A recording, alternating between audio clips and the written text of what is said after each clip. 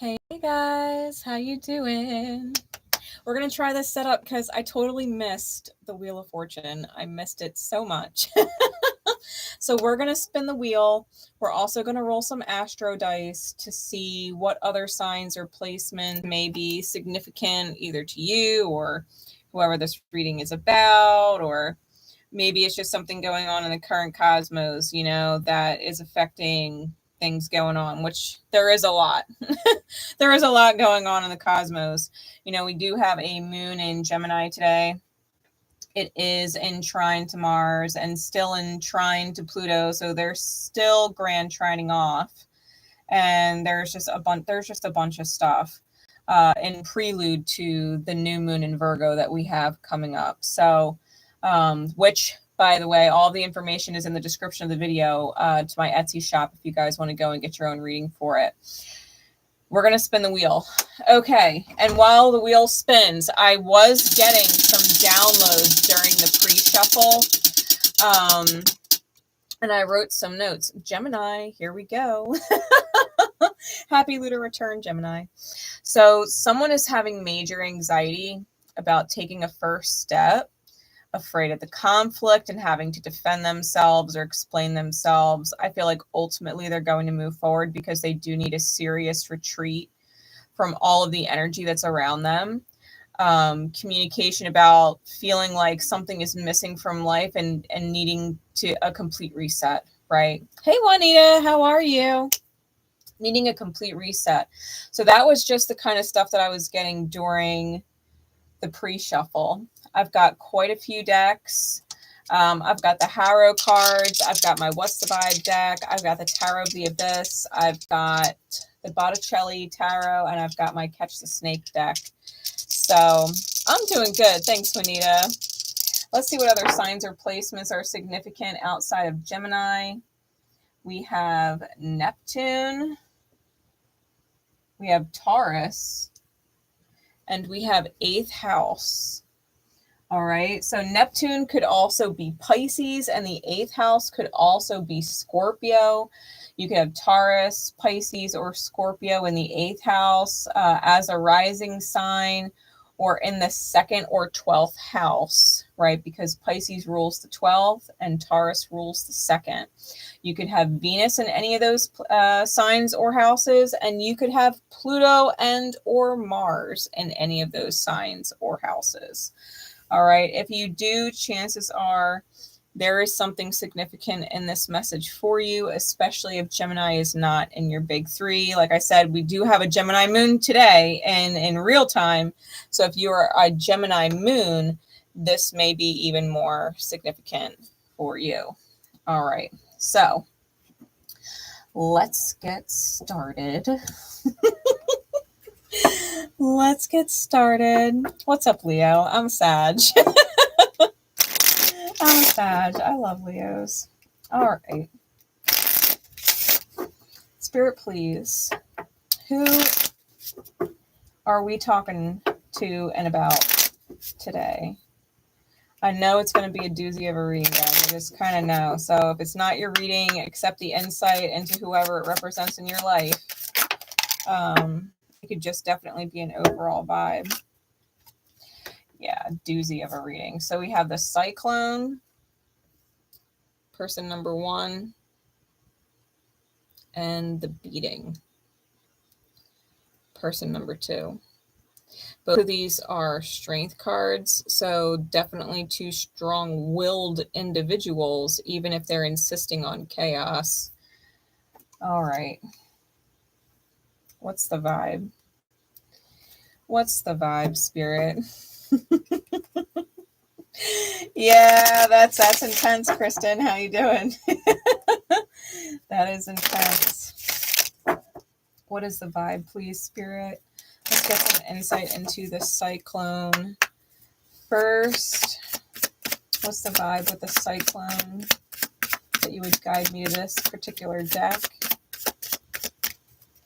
What is the vibe with the Cyclone? Whoever or whatever that is. Running and Shattered. Ooh. running and shattered, escape, denial, excuses, broken, nightmares, failures. Yeah, this, I mean, the nightmares and the broken, I mean, that really felt like the Nine of Swords energy that I kept seeing as I was in the pre-shuffle. So someone needs to heal themselves and figure shit out. For sure. Either they got into the situation they're in because they were running and they were broken, and or are now realizing that they are needing to run because they're broken. Like they need to get out of wherever they're at. Their energy is super chaotic. Ooh. Hey Tanya, how you doing? What is the vibe for person number 2, the beating energy? What is the vibe for the second energy?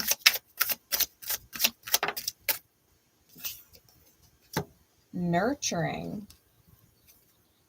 So this person is probably trying to nurture the hell out of the first person and is just literally taking a beating over it, right? They're trying to mentor, they're trying to share wisdom, they're giving back, you know, they're doing everything they can to be supportive.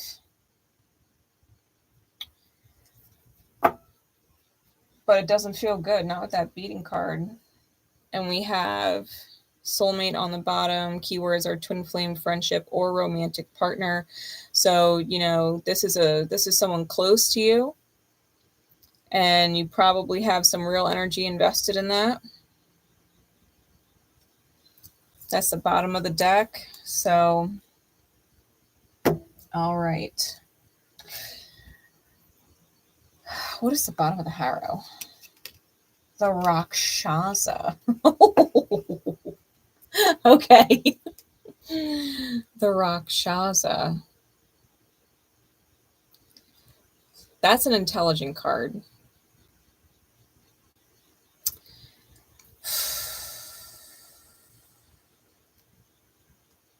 Oh, Juanita, I got you in my purse. That's not fun. And I won't even date anybody who drinks anymore. I won't even do it. It's so rough. Yeah, my last relationship just scared the shit out of me when it comes to drinking. I was like, nope, not anymore. Never again. I won't even date you if you drink. Nope. Okay. Let's read the Rakshasa. The Rakshasa. Okay. The Rakshasa is a lawful evil card. Okay. So this is about necessary low vibe contracts. Necessary low vibe contracts. The Rakshasa is a card of dominance and mind control. The creature sitting serenely upon the back of the slave indicates an exterior force imposing itself upon another being's mind. On occasion, the slavery is literal, but more often it is mental enslavement to a force or idea. So this is someone, okay? This is someone. This situation involves, and I can't help but feel like the Rakshasa is person number 2. Okay, the nurturing one. I feel like person number 2 knows and has always known that person number 1 is broken and maybe running from their healing. And so they feel as if, or at least did up until this point, felt as if they could love person number 1 enough, nurture person number 1 enough to heal them.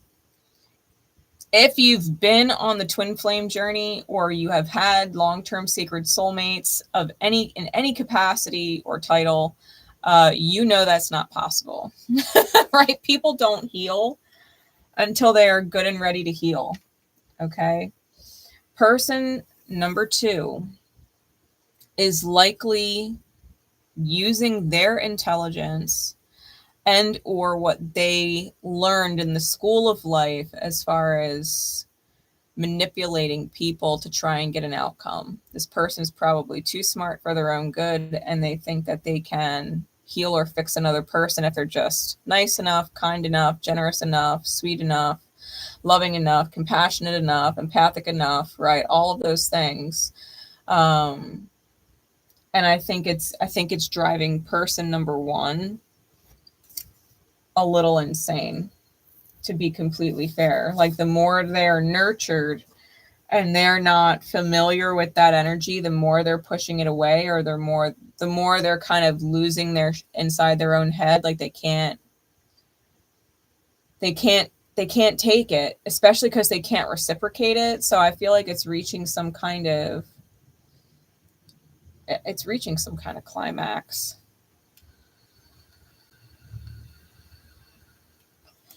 And to be fair, Juanita, I don't believe in coincidences.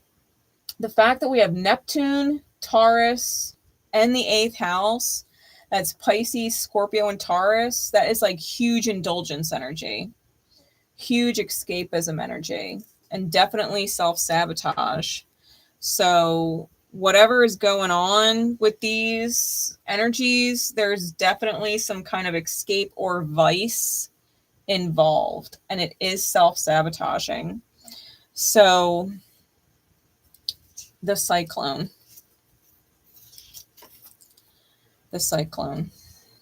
person number one. Okay. The cyclone is chaotic evil.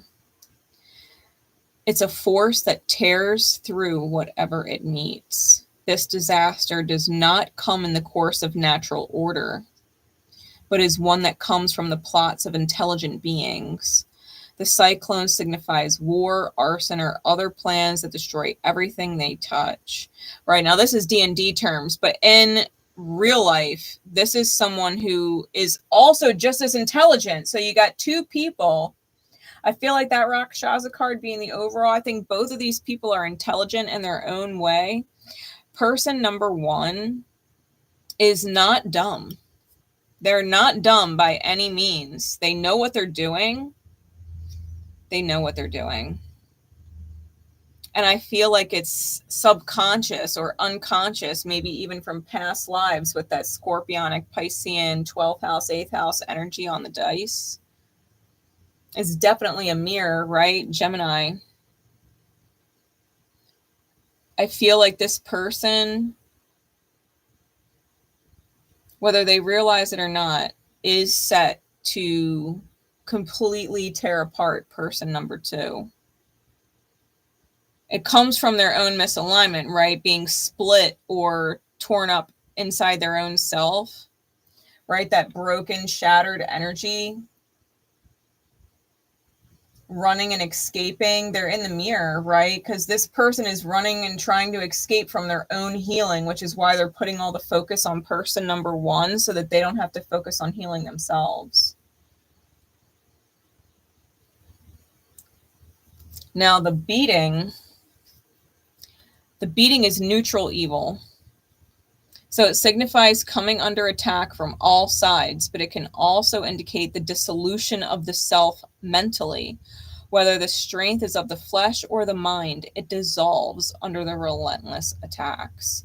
So this person number one is probably cruel, right? They are probably cruel in some level. If they're not outright like name calling or literally violent or something like that, it could be someone who is cruel in the sense that they are using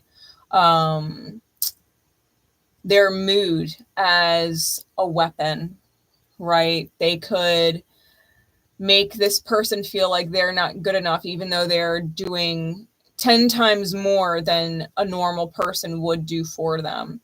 This person could be withholding, if it is a romantic relationship, right? It doesn't have to be, but if it's a romantic relationship, they could be using sex as a weapon, or the abstaining of it, right? Well, I'm not going to be intimate with you because what you're doing isn't good enough, right? This person is cruel in whatever way it makes sense for you. This could be someone who interferes with friendship dynamics. You know, it could be with someone who interferes with family dynamics, or all of the above, right? It could be all of the above.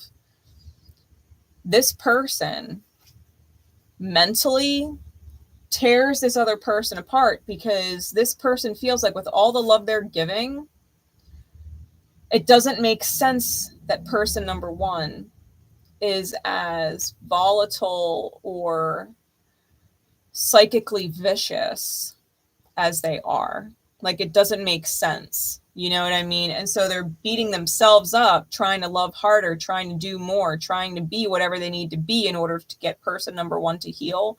But person number one is legit a fucking train wreck, right? A train wreck. And nothing that person number two does is ever going to be good enough. Person number one is not ready to heal. Person number two is trying to force the healing because they are not ready to heal, right? They are not ready to heal themselves. Neutral evil, like, people don't realize that being an unhealed empath is in fact cruel, because you're trying to love a person into submission. That is essentially what it is. And people don't call that out enough for what it is. You are trying to love somebody who is wounded and has a hard time receiving love. Love makes them extremely uncomfortable. They don't know how to reciprocate it. They're accumulating a debt, right? An energetic debt with you because you're giving and giving and giving and giving and giving. And they can't give it back because they don't know how to do that. You can say, well, Grace, it's not that hard to love somebody back and reciprocate. For someone who has been traumatically broken and has never experienced love before, has never experienced genuine compassion and empathy before, it is like a nightmare. Because not only are they receiving all of this kindness, the paranoia is like dinging off sirens in their head. Like, what are they covering up? Like, oh, they bought me flowers. Is it because they cheated? Oh, they bought me flowers. Is it because they did something that they shouldn't have done? What are they hiding? Right? This person doesn't know how to receive love. It sets their head off in a dark way. It's cruel, right? To be an empath to somebody who is not healed, it's cruel. And people don't always see that. Sometimes someone who is in a really rough space psychically, unfortunately, like, loving them into healing is not going to do it.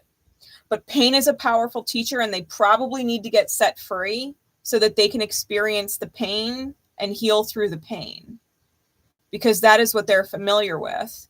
It's unfortunate, but they're going to need to experience pain so brutal that the idea of manifesting or attracting anything like that again is so off-putting, so disturbing that they would ever be attracted to it again. Like, that is the only way they're even going to be attracted to this kind of energy. And even then, once they're deterred because of all the pain, they still have to learn trust. You know what I mean? Like, it's a fucking process. It's a process. God knows. I loved being attracted to serious addicts, especially alcoholics. Thank you, Dad. I genuinely chased healing my relationship with my father and different men. And it took my ex, right, and the brutal reality of him to be like, you know what? Nope, we're just not going to date people that drink. I don't need my unhealed father to love me and quit drinking for me. How about I heal myself and I just don't fucking date people who drink anymore, and all of a sudden Grace is not dealing with these fucking issues anymore. You know what I mean? Like, sometimes you have to go through what is such extreme pain and trauma that it literally snaps you out of your trauma. Pain is a powerful teacher, sometimes the best teacher. So, you know, person number one might not realize just how much damage they're doing in the present, even if it is a shining beacon like a lighthouse for what person number one will look for in a partner or a friend or whatever later. Right now, it's a nightmare. right? And right now it's a nightmare. They're feeling like a complete failure. They're feeling like they're not good enough. They're denying how bad they are. They're making all kinds of excuses, and they probably are indulging in some kind of escapism or vice, right? That's what's going on with the two individuals. So let's see.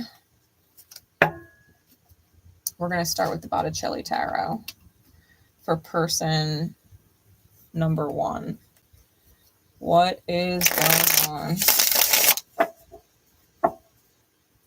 Yeah, I hear you when you're out. I can hear you. It's scary. It's scary. There were times when I looked at my ex and I didn't recognize him either. I was like, I don't even know you.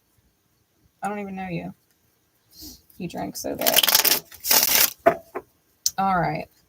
Spirit, what is going on with person number 1? Where is their energy at? Where is their energy at? What is going on with them right now? I can't help but feel like person number 1 is doing everything they possibly fucking can to get person number 2 to just fucking quit. Because they don't have a reason to leave person number 2. Person number 2 is nurturing and doing all the right things. They don't have a reason to leave person number 2. So they're just being fucking awful to try and force person number 2 out. We have the Knight of Pentacles and the Magician. There's that Gemini energy. Could also be Virgo energy. With the 2 of Swords. Look at this 2 of Swords. That's brutal. The 2 of Swords is a choice point. And this person,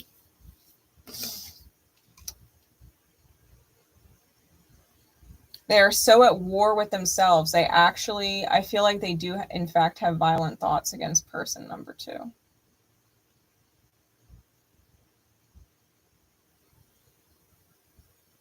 Ooh, that's rough.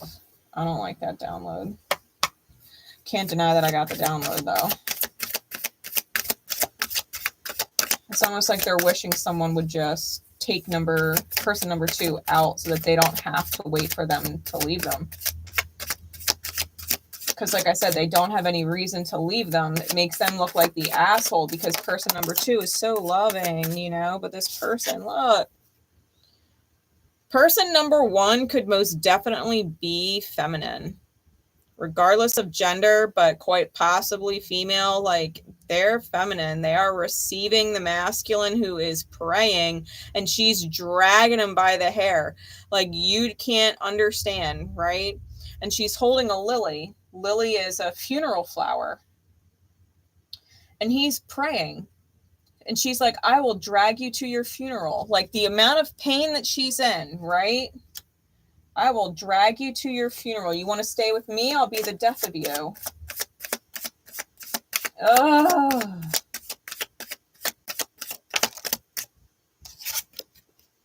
And the 3 of Wands.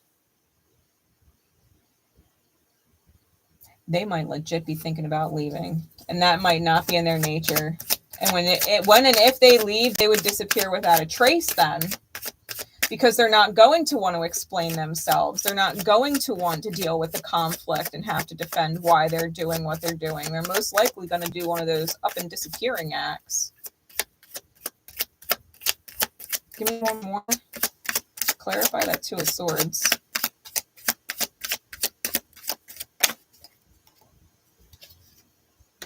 The 9 of Swords. That's what I kept seeing during the shuffle. This person, they're praying to escape this nightmare that they're in. Being with person number 2 might seem like heaven to anybody else, but it is a nightmare to this person. That is Neptune, right? That is Neptune. Bottom of the deck is the Sun card. Top is the 8 of Swords. Because they don't feel like themselves. They don't feel like themselves.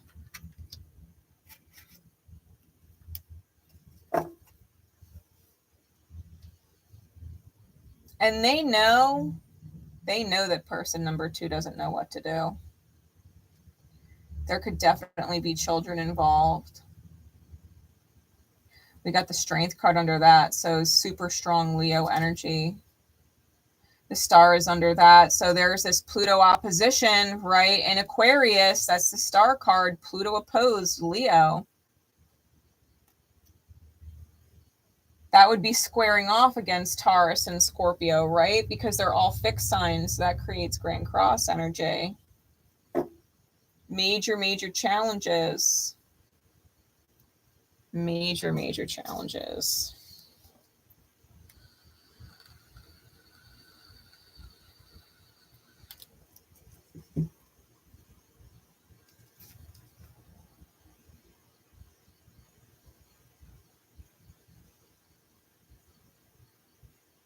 I feel like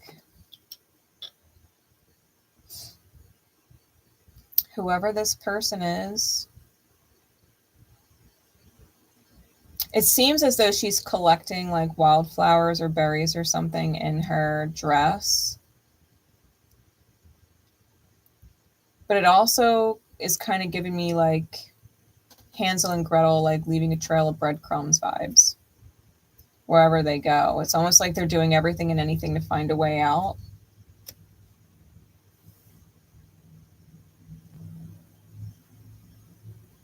Or they're hinting.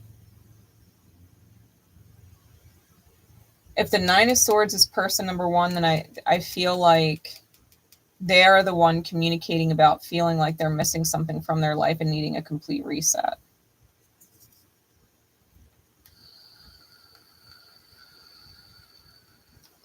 They're definitely the one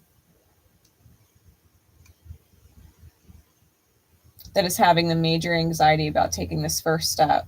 It would be so much easier if person number 2 would just fucking leave. It would be so much easier if person number 2 would just fucking leave, but they're not leaving. They're just taking the beating.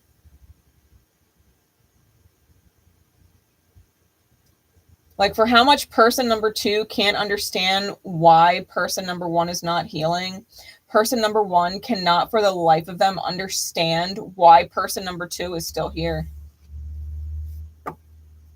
They know they've been cruel. They know they've been putting person number 2 in a state of major, like, mental entrapment. It's like an unsolvable puzzle. Like, person number 2 is trying to crack the code and solve person number 1's healing, and it's just like, you cannot heal them. Person number 1 knows that person number 2 cannot heal them.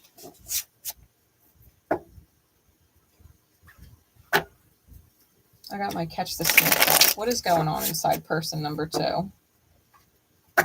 What is going on inside person number 2?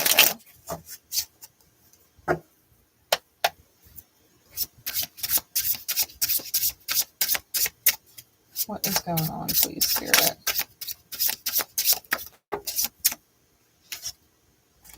Yeah, we've got the Ace of Cups, the Two of Cups. This person is just pouring fucking love out. Pouring love out. Page of Pentacles, trying to create a new opportunity, trying to seize the moment. Like, we only get this lifetime once. Let's love it. Let's live it together.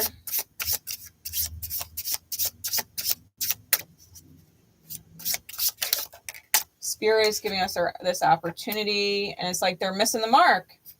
They're missing the mark. They're so focused on this third-party energy in person number 1 that they are missing the actual Ace of Cups opportunity that Spirit is giving them to seize for their own inner union. This person is avoiding their own healing like the plague. Like the plague. What else? Give me 2 more clarities, please. Give me 2 more clarities, please.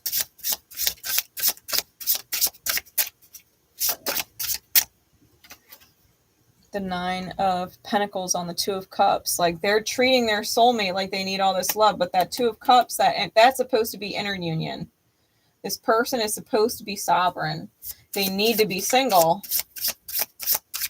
They need to be single. They're avoiding it like the plague. I've got the Eight of Cups and the World card.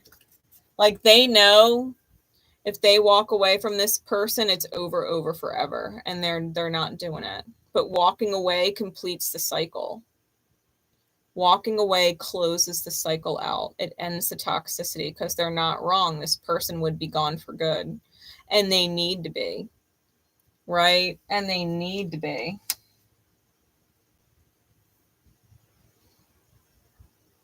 That's Saturn right there. And fixed sign energy, right? We've got the 4 fixed signs on the corners.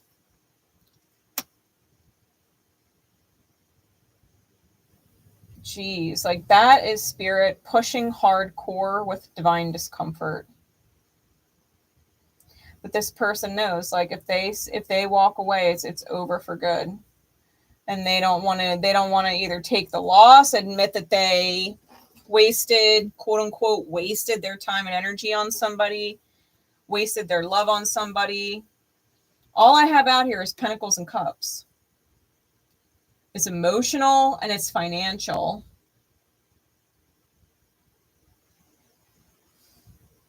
They're afraid that they misinvested both love and money in person number one. And person number one being a cyclone, like that's a fucking tornado. They might as well be a black hole. They just suck up everything and destroy it. You know, so they're sucking in all the love energy and destroying it. They're sucking up all the financial energy and it's gone. You know what I mean? It's just...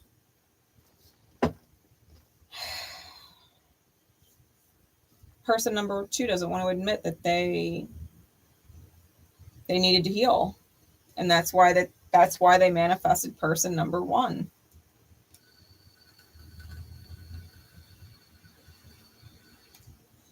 They don't know how to receive love.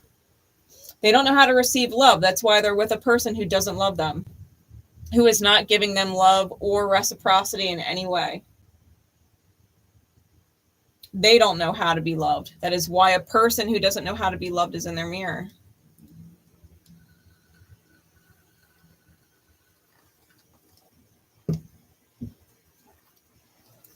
What does the overall situation look like? Before I do that.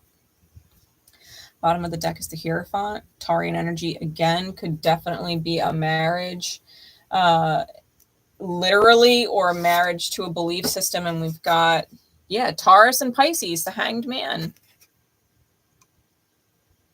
Strong Taurus and strong Piscean energy could even be Taurus in the 12th house. That would make you a Gemini rising, right? God damn. Someone needs to reevaluate their belief systems hard. The Hierophant is all about belief systems. It definitely is the major arcana for Chiron, and somebody needs to take a look in the mirror and realize that everything they think is nothing is what it seems. They are not the angel in this situation, right? And to be fair, person number one might not be the devil. They're the angel to this person, even though they're like the fallen angel, right? Because pain is a powerful teacher, and they're using pain to teach person number two. Oof. What does this actual situation look like? What does this actual situation look like? What is going on in the reality of these two? Spirit, please, what is going on in the reality of these two? Hey, Risa, how you doing? We got the Strength card again, Leo energy. It's out 3 times now. What else? I feel like someone's nurturing their ego, man. Someone is stroking their own ego. The 2 of Swords. It's out here twice now. The Sun out here twice now. That's 4 cards for Leo.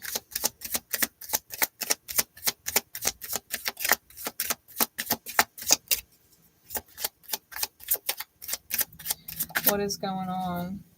The Eight of Cups. Out twice now.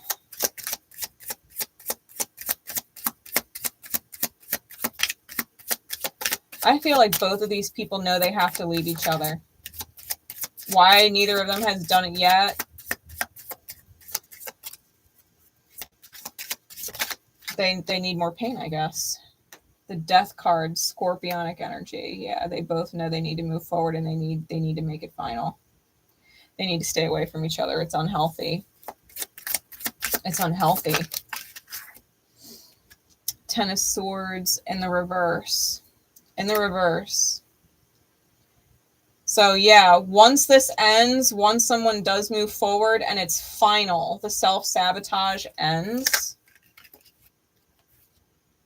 We've got the Four of Swords on the Strength card. Like, they need a break.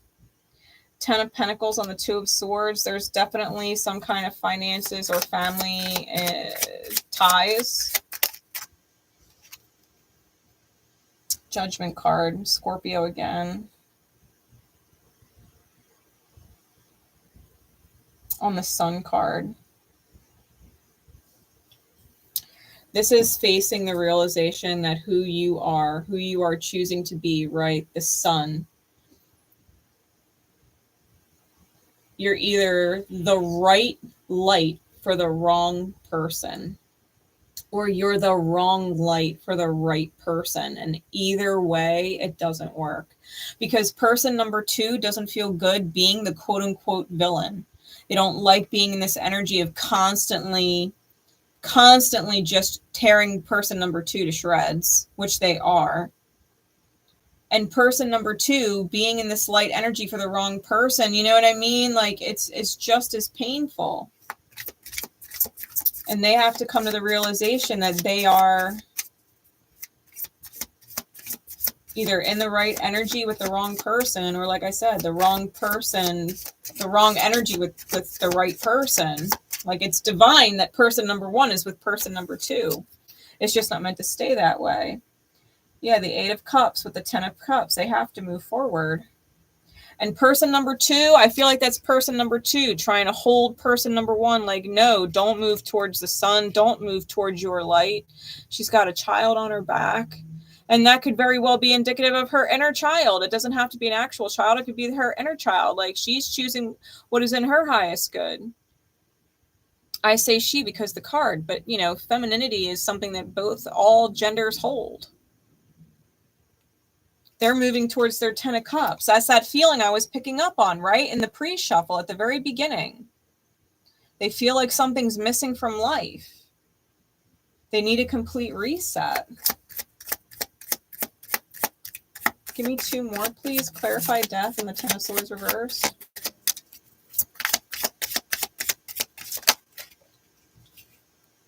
Oh, the second Ten of Swords came out. There's two Ten of Swords and two Three of Swords in this deck. This is the second one. And someone's like, please help me, right? Please help me. I've been betrayed. I've been betrayed. Please help me. Yeah, the Tower. That's that Mars energy. Whoa. To be fair, it could be Uranus and Gemini too, for that matter. Hot damn. Four of Pentacles is on the bottom. Hey, Lala, how are you, beautiful? The Nine of Pentacles is on top. Someone needs to get sovereign. Someone needs to get sovereign, and they really are holding on for dear life. They are holding on for dear life. Like, don't want to let it go at all. They're like, no, this is mine. This is my investment. This is my investment. You do not own people. You cannot control people. Person number two is hung up on the idea that if they just treat person number one good enough and can get person number one to do what they want, for better or for worse, that everything will be great. The reality is this was a lawful evil contract, right? This was a lawful evil contract. It was a shadow contract. That's what it was meant to be. It was not meant to be any different. The dance is under that. Like, this was by divine design. This was divine design. Two people needed a pain process, hardcore, to heal. Because person number one doesn't like being this way. They don't like accumulating debt, feeling like they owe somebody kindness when they don't feel guided to be kind, feeling like they owe somebody sexual energy when they are not guided to be like that with this person. They're not interested like that.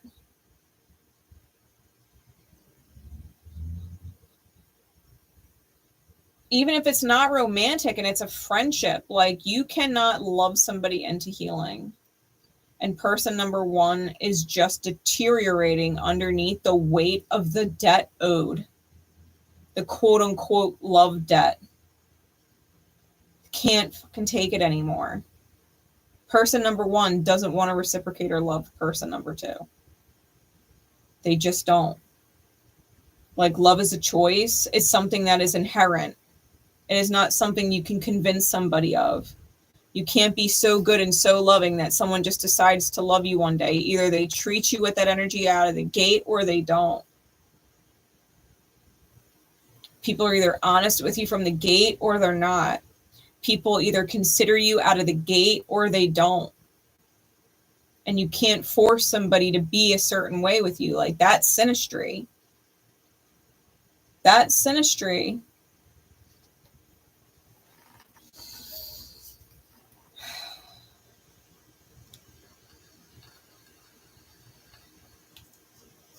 Let's pull some guidance. I've got the Journey of Love cards and Kuan Yin. All right.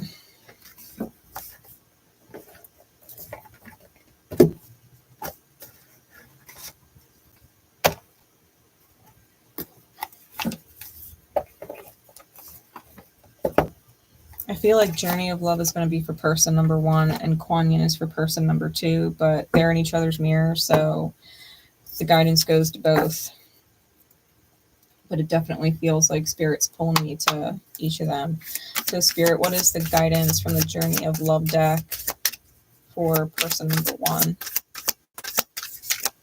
What is the guidance for them especially?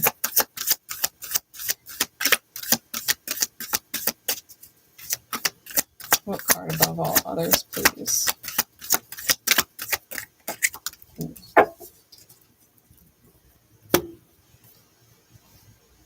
Burning Hero. Burning Hero.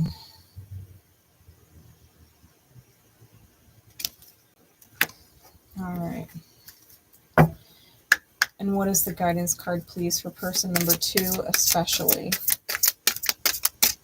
What is the guidance card for person number two especially?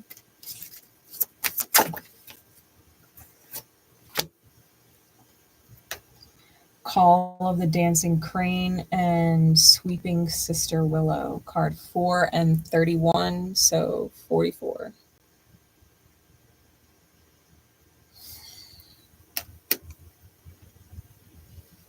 Someone might be a life path 4.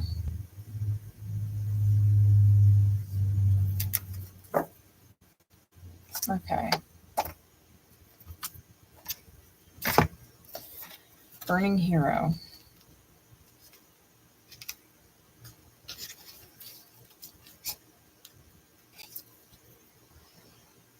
It says, from the transformative fires of life's tests, you emerge now.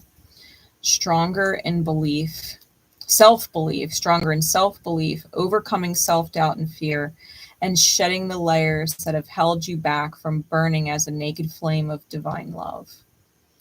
Can you perceive the coolness fast approaching to soothe your fire-weary soul? Peace is coming to you now, a respite from the fire, before you are ready to burn into love again. The intensity of fire exists in relationship to cool serenity, and you are capable of experiencing both. Your inner fire has pushed you forward, and your creative self-expression will manifest into the most beautiful forms. This is assured. You burn bright now, and yet it will be the cooling of your soul embers that replenishes you and inspires you to new creative depths and heights in due time. This oracle brings you a message. From the heat of your labor, sweet success will arise, and you can act now as if that success has already been made manifest. It is only a matter of time before it is so. From that success, new levels of experience and creative manifestation will take place. You are in a powerful creative cycle of intensity and serenity, dancing with each other through your heart like the sweet relationship of day and night. This cycle yields great harvest. Offer yourself in contribution to the greater good, and your harvest will be not only of earthly delight, but of heavenly blessings too. Always feeling your love in every cell of my being, I open my soul, becoming one in your embrace. How rich the moment shared, I savor every one, and even when apart, your love envelops me, with knowing we are complete. Together, like a new day, we are born. Yeah. This person, the intensity that person number one has gone through, putting themselves through this fire, right? Putting them through this energy where they feel the need to just lash out energetically at person number two.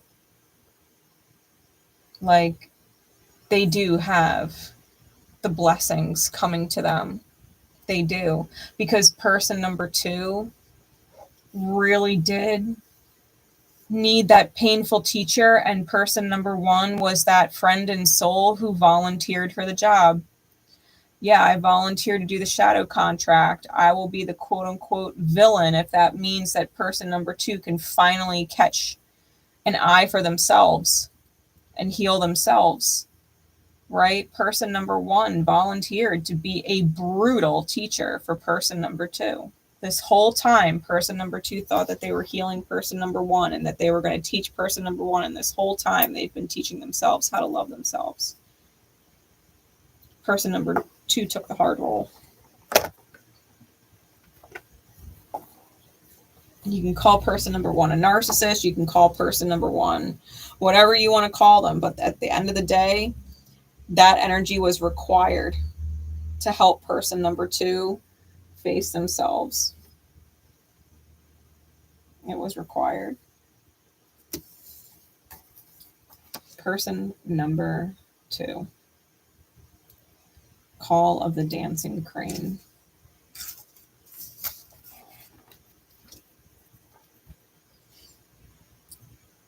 Dancing Crane moves through waters and muddy marsh with elegance and grace.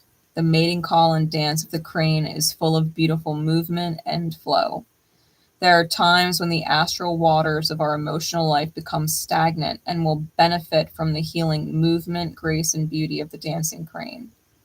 The call of the dancing crane is a reminder that sound can be healing too. This is particularly so when your thoughts, beliefs, or emotional patterns do not support you in living the spiritual destiny you were born to live. Have you ever felt like you were a different person on holidays or when you were traveling? This is because you were free from the astral gravity that you usually live within on a day-to-day basis. The astral plane is like glue. When we put enough energy of habit into thoughts, emotions, beliefs, and stories from our past, that conditions how we interpret current life experiences.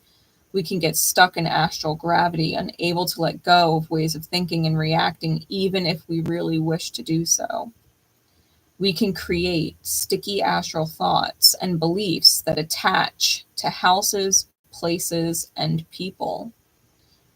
When we are in a different environment, we often have a chance to create fresh habits and beliefs, which is why a holiday or travel can be so refreshing and inspiring. Sometimes, however, this is not practical, and we need healing to break through the muddy stagnation of old thoughts and beliefs right now. As we grow spiritually, we can outgrow our astral conditioning. Just like sifting mud out of water, so we can move more freely and gracefully like the dancing crane, if we accept healing energy to help us filter through our psychological programs so that our thoughts, beliefs, and emotions can create new habits and patterns more aligned with what we would like to experience in our lives. These filtered energies can become more powerful than old stories about life that no longer support us in living according to our spiritual light. You are being guided by the grace of Kuan Yin through the healing vibration of the call of the dancing crane, to stop believing in your own stories, your old habits and patterns, and to realize that they are simply astral conditioning. There is no higher truth to them than this, and you are allowed to change them. You can choose to cultivate any thoughts, beliefs, and interpretations of experiences that you like. Sometimes we are graced with divine assistance, which helps our astral healing happen more quickly and easily. We still need our affirmations to change our thoughts and to let go of old stories about our self-worth, abundance, health, relationships, judgments of ourselves and others. Yet with divine blessings, it is like we get a hand lifting us up out of our old ways until we learn to stand in the new vibration on our own. You are being asked to allow Kuan Yin to assist you now.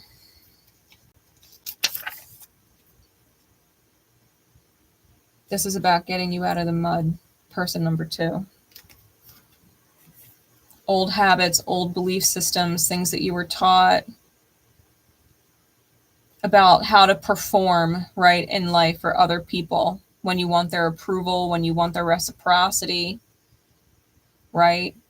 It's no different than, and you'll probably have seen reels or shorts about it, but like, people always complain that the nice guys aren't that nice, because the nice guy is sticking around being the nice guy, hoping that you'll put out or give in one day what they want from you.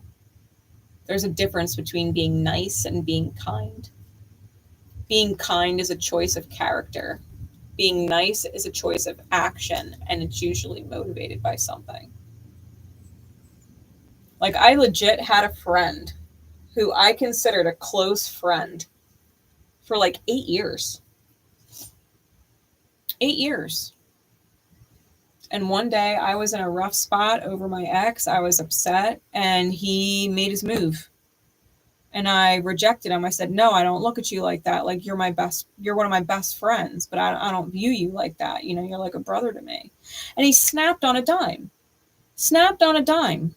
And within a matter of like 3 days, never talked to me again.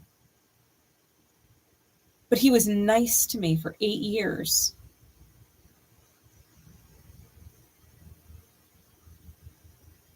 This is about getting your belief system revamped. Person number 2, you cannot love somebody into submission. You cannot love somebody into getting your way, whatever your way is. You can't love them enough to have them put up with your shit, because it's not genuine. It's manipulative. It is using love as a weapon to manipulate. That is what person number 2 is doing. It is using love as a weapon to manipulate. And that belief system has to stop. You cannot love somebody and avoid your healing. Sweeping Sister Willow.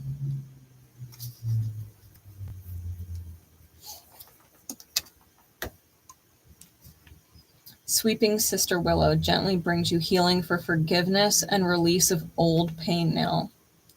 Let her branches gracefully sweep any sadness and pain from your heart and soul. Your time for greater inner freedom is dawning, and the cleansing sadness and healing of forgiveness is the pathway to the greater freedom now. You deserve this freedom, and you are swiftly becoming ready to gift it to yourself with the help of Kuan Yin. You gotta forgive yourself. You gotta forgive yourself. You know, person number one is not to blame. Person number one is not to blame. You can't project your anger at the self out at them. You have to forgive yourself for choosing to love somebody who wasn't choosing to love you. You have to forgive yourself for not knowing how to receive love, because if you are loving the hell out of somebody and they are not loving you back, I promise you there have been people in your life who have tried to show you love, genuine interest, genuine compassion and consideration, who valued your sovereignty, who valued you, and you just didn't see them or didn't reciprocate, didn't follow through, didn't show any interest. Or worse, you were like person number one, right? And karma's a real bitch. Because you're loving the wrong person, right? Right energy, wrong person. This is about forgiving yourself for not knowing the difference. This is about forgiving the self for a belief system that has caused you a great deal of pain and has caused someone else a great deal of pain, if not multiple people, a great deal of pain. Forgiveness is a way to raise your vibration by shedding old energies that drain you and prevent you from having all your power available to you now. It is a chance to free yourself from suffering and empower yourself. Sweeping Sister Willow guides you to forgive others and yourself abundantly and freely now. You may be very aware of your own need for forgiveness, or this may come as a surprise to you, in which case be open to hearing the truth for who and what needs to be forgiven and released from Willow Mother from deep within your own heart. It may be a small incident from when you were a child, or a significant experience that you have just put to one side in an effort to carry on with your life. This approach has been admirable, and yet there is always a time to confront, forgive, and move on, not just in mind, but genuinely in the body. This oracle indicates that you are in the process of forgiving others, and that you also need to remember to forgive yourself for being human and needing to learn and grow just like everyone else. You do not have to be perfect, and sometimes it is in forgiving ourselves that we become most able to forgive others too. We suffer less from harsh judgments, which do not feel good for our heart and drain our soul forces.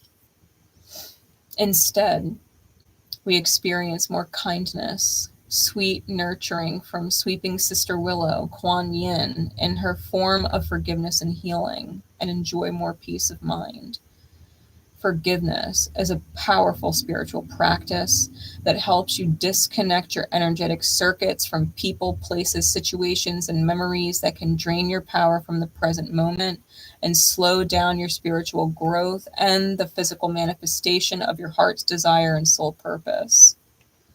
At present, you are growing spiritually, and you need your power in the present moment to fuel your process. Like surfing a wave, you are about to be lifted, so forgive with sincerity and wisdom, and know that this doesn't mean you are permitting future abuse. It means you are ready to have your power in the present moment.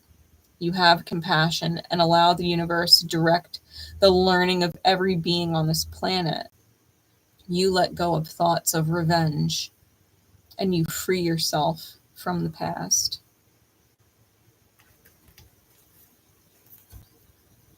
You let go of thoughts of revenge and free yourself from the past. It doesn't serve you or your healing process to be bitter or project your anger at the wrong person who didn't love you the way you wanted them to love you.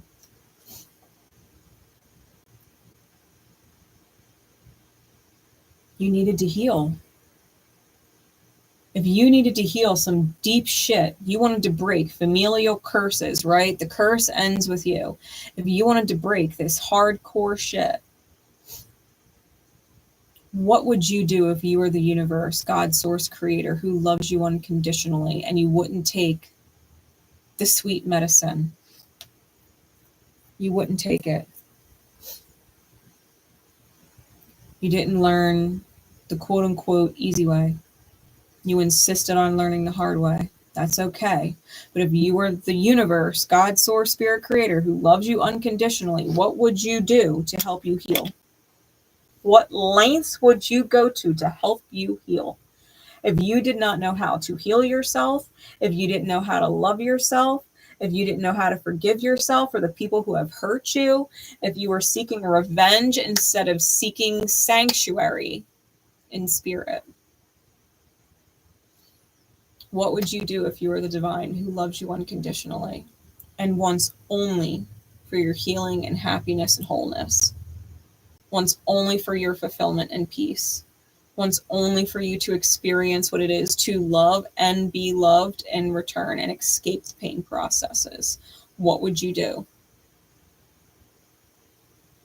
Spirit said, okay, you didn't want to learn any other way. I'm going to give you the most painful teacher I've got. As a Hail Mary failsafe, person number 1 signed up for the lawful evil contract, the shadow contract, to be the quote unquote ultimate teacher, the ultimate pain as a teacher, because you wouldn't have it any other way. You wouldn't have it any other way. You got to focus on yourself and your sovereignty and your healing, so that you can give the beautiful energy that you gave to person number 1 to the right person. You're in the right energy, the right giving, the right consideration, the right compassion, but you're with the wrong person. You're giving it to the wrong person. You needed to learn what the right and the wrong person is. You have to stop chasing wounded people. You have to stop chasing fucking projects that make you feel superior, make you feel better, make you feel more than. Like you're teaching somebody, right? This false superiority complex that comes with being an unhealed empath. You got to get yourself out of the fucking mud. You got to get yourself out of the mud. Stop loving the wrong people. Stop being attracted to the wrong people. How do you do that? How do you stop being attracted to the wrong people? How do you stop being attracted to the people that hurt you? You have to heal. You have to heal. You have to go within. You got to heal. You got to do the digging. You got to go into your 12th house. You got to fucking rip this shit up in there. You got to open up rooms inside the walls in your house of your mind and your psyche that you have shut down for years, and you have to face it. You have to find forgiveness for the quote unquote worst people of your life, and those who paraded around like the best people of your life.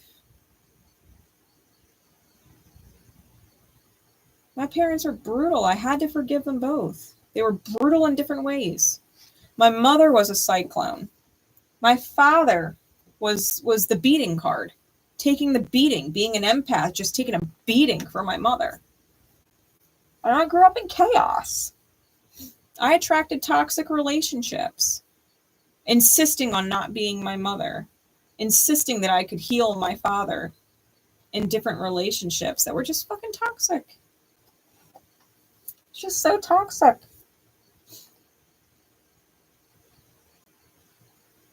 You got to forgive them. Forgive them, for they know not what they do. They know not what they do. They do not understand the damage that they caused. They're ignorant.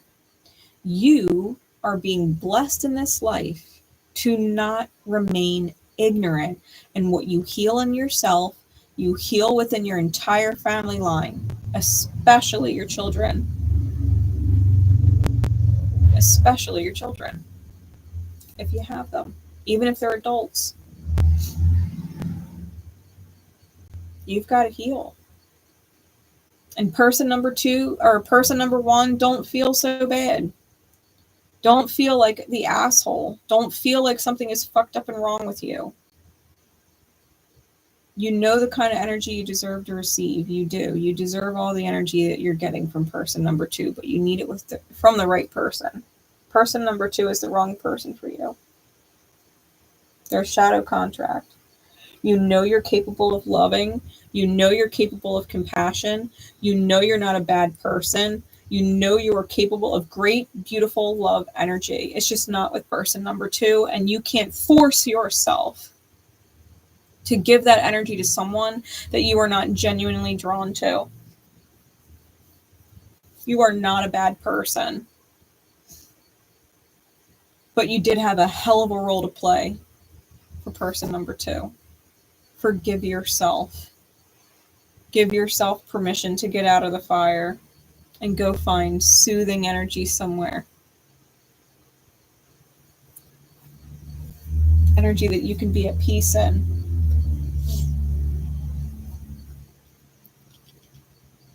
It's okay. Like, the reason why these energies come out in readings is because the collective, on the whole, deals with this shit all the time. This is a theme all the time, not just with me, but with other readers. Like, it's a theme for a reason. We are all learning this and trying to figure it out. You are not dumb. You're just not healed. And that's fine. Nobody here is. Everybody on this earth is learning, or we wouldn't be here. We're all learning. Like, even my ass is talking to, a couple different people. Friends level, yeah. Like, I'm taking my time with shit. The way I used to be, God help me. All my Sag stellium and my scorpionic energy, it's like burn hard, burn fast, and then burn the fuck up and explode. And it's over as volatilely as it started with the hot chemistry. So I'm taking my good old damn time because I learned my lesson. I don't like that burn hot and burn fast, only for it to extinguish. Like, I want to genuinely get to know a person. I don't want to be just connected with them because of, chemistry energy and have it cloud my judgment when who they really are starts to show. And we may or may not be genuinely compatible. Like, just because you have chemistry doesn't mean you are compatible as people. Just because there's chemistry doesn't mean that love is going both ways. You got to take the time to figure it out. You got to be able to change your beliefs. You got to be able to change your behavior and love yourself, right? Like, you're here. Like, you've been through some crazy shit in life. Have you not? Tell me in the comments that you have not experienced some crazy shit in life. It might seem normal to you because it's all you've known, but it doesn't mean that shit ain't fucking crazy. It's fucking crazy. Oh. And you're here healing, so good for you. Like, be proud of yourself. Good for you. Not everybody can say that. Not everybody can say that they're out there looking for answers and looking within and figuring it out. You should be damn proud of yourself. All right. With that said, I love you guys, and I will see you next time. Bye, everybody. Thank you all for being in the comments, too, by the way. Juanita, Kristen, Lala, Tanya, Risa. Thank you, guys. I appreciate you all. Y'all have a wonderful night. I'll catch you next time. Bye.